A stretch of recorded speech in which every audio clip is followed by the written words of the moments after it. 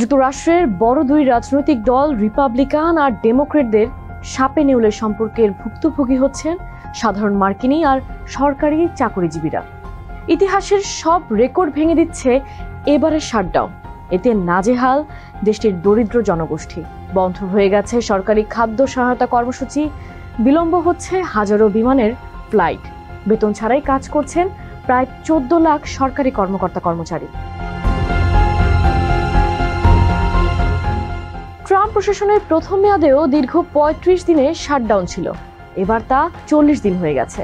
তার আগে ১৯৯৫ থেকে ১৯৯৬ সালে সর্বোচ্চ ২২ দিন, ২০১৩ সালে ১৬ দিন, ১৯৯৫ সালে ৬ দিন, ১৯৯০ সালেও ৩ দিন শাটডাউন ছিল দেশটিতে।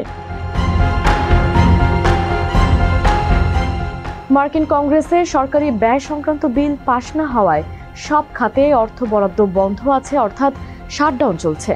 এই বিল পাশের জন্য ক্ষমতাসীন রিপাবলিকানদের পক্ষে ৬০টি ভোট প্রয়োজন, তবে সিনেটে রিপাবলিকান সদস্য ৫৩ জন। এ কারণেই বিলটি আটকে আছে, চলছে অচলাবস্থা।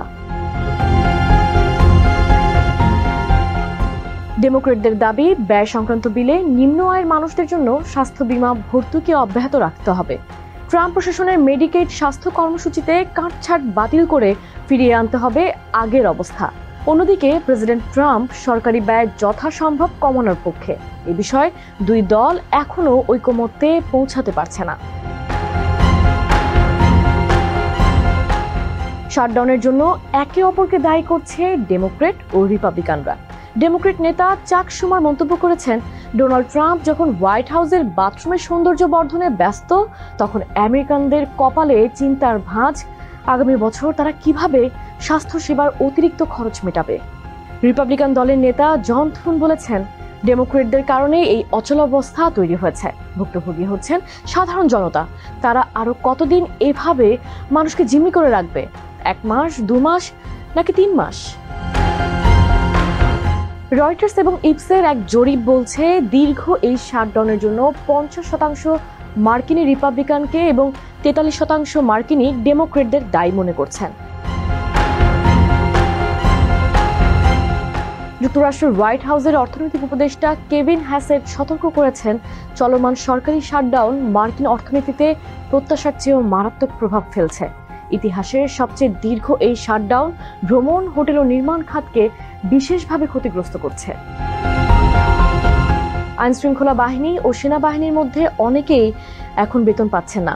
বিমানবন্দরের নিরাপত্তা কর্মী, পাইলট ও বিমানবালারাও বেতন বঞ্চিত। এর ফলে ইতোমধ্যে যুক্তরাষ্ট্র জুড়ে ৩২ লাখেরও বেশি যাত্রী ফ্লাইট বিলম্ব বা বাতিলের মুখে পড়েছেন। বন্ধ হয়ে গেছে ৪,২০,০০,০০০ মানুষের সরকারি খাদ্য সহায়তা কর্মসূচি ফুড স্ট্যাম্প।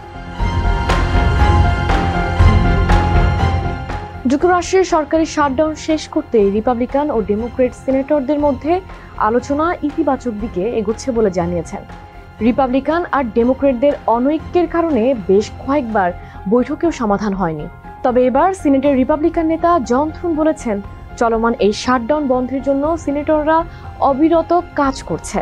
অবিলম্বে বন্ধ হয়ে যেতে পারে মার্কিন শাটডাউন।